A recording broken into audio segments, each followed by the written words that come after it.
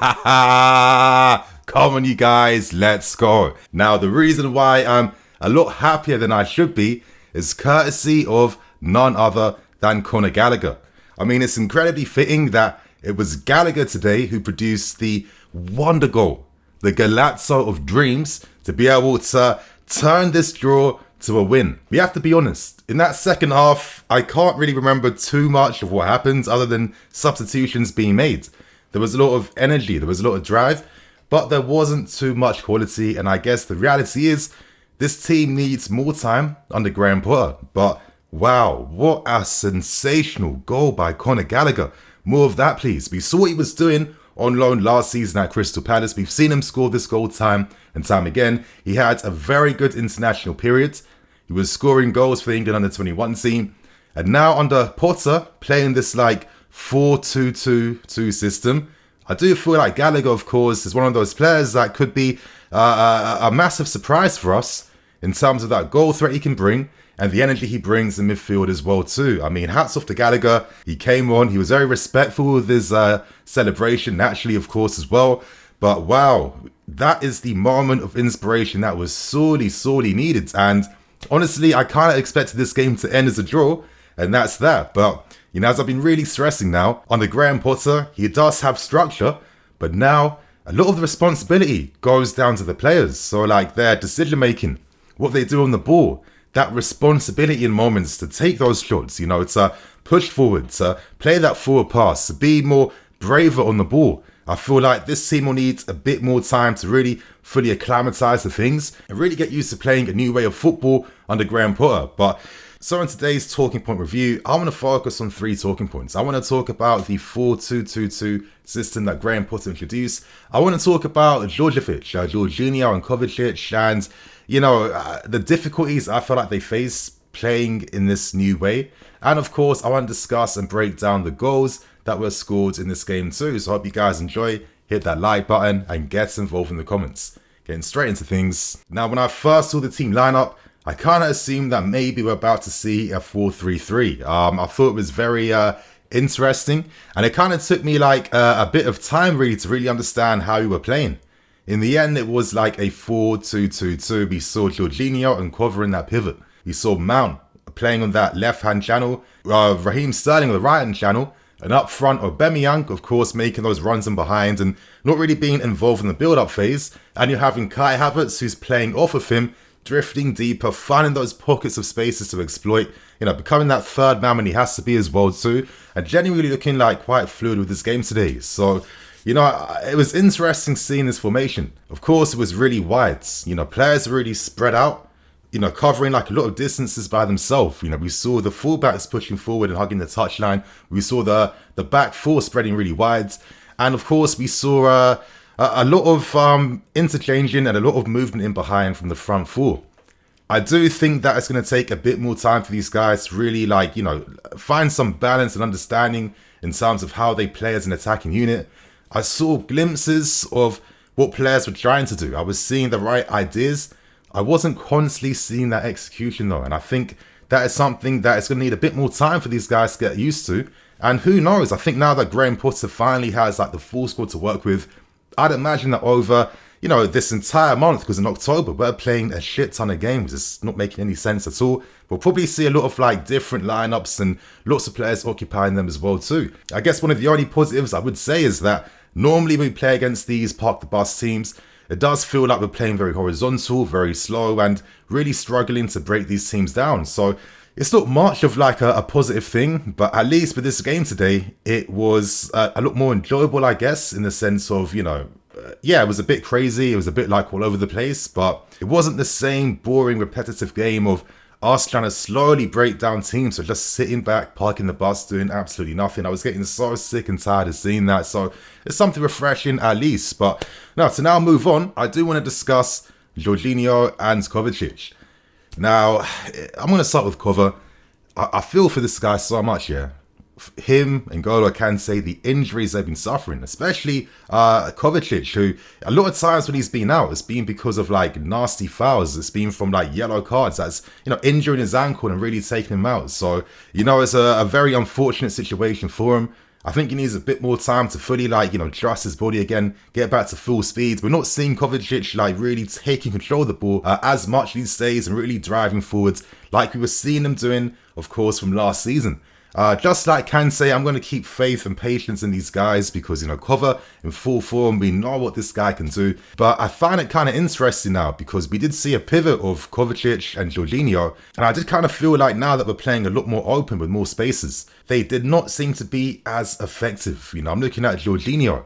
Is it really his fault? No, his game is based on being that tempo setter, controlling the pace of the game. Lots of quick short passes, slowly, incrementally, push your team further forward. But in a game like this, where we have a lot of width and a lot of spaces, there was a lot of moments where I'm seeing Jorginho not playing that forward pass straight away. And when you're not doing that, when you're playing the pass that forces your teammate to play the ball backwards, but pointlessly just playing out from the back again, and ruining a lot of counter-attacking moves, because with how we're playing now, it's about those quick interchanges of passes, of course, to exploit the spaces, create those overloads, and utilize the movement and pace and behind from your Sterlings, Aubameyangs, and Co. So I was a bit disappointed from Jorginho.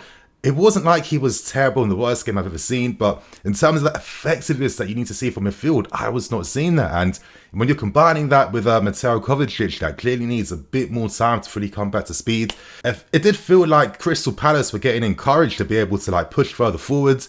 And of course, as the game was going on, they were getting more confidence to compete in that midfield battle, and they were winning it quite a few times. So I do kind of feel like now that there's spaces in front of our back four, and when Kovacic and Jorginho are missing out on tackles or giving the ball away really sloppily, it really just puts a lot of pressure on our defence. I feel like we'll have to see some differences in midfields, and it was no surprise that when guys like Ruben came on, for example, I felt like he gave us a decent balance, especially in that physicality aspect. I want to see more of Ruben in the team. And maybe when you have a midfield like this, it's too much for guys like Kova and Jorginho to, be by themselves in midfields with all the space around them. And these are players that really prosper from playing in structure. They're having that defence close behind them, playing closer together, playing a lot of passes together. We've seen what these guys can do. They have a great connection together. But as I'm saying now, we're playing a lot more vertically. So we need these guys to be better with their decision making, playing passes forwards, and that quality moving the ball further forward as well too. So let's see what Graham Potter does do in terms of midfield, because I think this will be the key thing now to really help give this team a quality boost in terms of how we play and break teams down. Now I want to discuss the goals, and the first goal comes very early on within the first 10 minutes from Edson Edwards. For me, this was a mistake entirely from Wesley Fofana. As you're seeing, not only is he not in line with the defensive line, he's looking a bit confused, like, where am I? Maybe, him and Thiago Silva should have been communicating a bit more. That the start of the game is one of the most important periods to keep that concentration and focus. I'm not going to be too harsh on Fofana because the guy is under 23, under 21 years old. He's got a lot of talent. He's got a lot of ability on the ball. We were seeing that after that mistake he made. I felt like he wasn't shying away. He was looking to step up into midfield a lot of times, push the team further up and to play forwards. I thought that he moved the ball very quickly, and he was very good at playing some, certain crossfield balls and switch balls as well too. So it was a good reaction from him. But at the same time, there's some rawness in his game. I kind of feel like he'll need to learn how to not be as reactive in the moment. I feel like with great positioning, for example, with the very best defenders, they're in the right positions at the right time. And when you're doing that, you're in the heads of your opposing attacking player, because they're hoping you're going to be reactive, so then they can then fool you with some trickery, running behind, do what they have to do, of course, to take advantage of you, not being in control of your defensive situation. So I do think Fofana can do that. I think over time we'll definitely see a player here that's going to improve a lot more. But I do think so far, even though we're seeing his qualities, we're still seeing that rawness in his game. And I think it's those intangible things, those small things like, positioning, where you are on the ball. And this is where I feel like positioning is something that he will definitely improve upon as the years go on, and it will make him a lot more complete as a centre-back, because He has great potential in many aspects and areas of his game, but I think when he masters that reading aspect, this guy could be a potentially phenomenal defender. Moving on, of course, we did get the equaliser later on, courtesy of Aubameyang. Now, it was pretty funny earlier. Thiago Silva had a situation where, VAR was called into question based on the fact that, Silva, looking back now, I thought he was very intelligent to try and handball the ball when he was like pushed over by Ayew. And to try and take advantage of the situation, trying to say, listen, I've been fouled, but what can I do? Of course, he got away with it because that distance between where he got the yellow cards and where Kepa was just way too far for VAR, in my opinion, to be able to call that as a red card offence. We had a lot of guys that were ready there who have the recovery pace, of course, who have dealt with that situation. And it's only funny that Silva plays the important aspect, getting the assist for Aubameyang. He's further up alongside Aubameyang, part of the front three actually. He wins his header, knocks it down to Aubameyang, and for me it was an incredible finish from Aubameyang. Great strikers like him, their game isn't based on getting regular touches of the ball in a game. You have a few moments and you have to take advantage of them. And for him to just like swivel his body in like a perfect motion, first time striking that ball hard and down, it was a top goal from a top guy.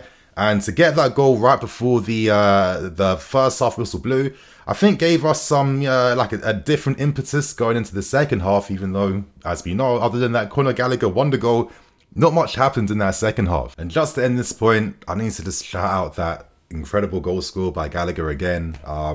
We don't have too many players in the team that have that type of striking ability from distance. I guess maybe him and Mount are probably our best shooters from outside the box.